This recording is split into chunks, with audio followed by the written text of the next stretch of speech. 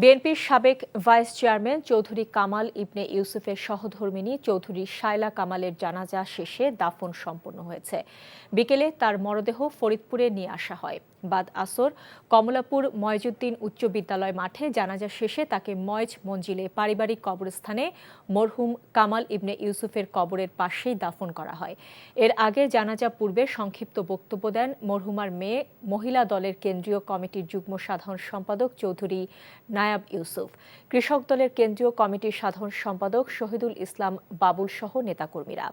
বুধবার ভোররাতে রাজধানীর এভারকেয়ার হাসপাতালে মারা যান চৌধুরী শায়লা কামাল।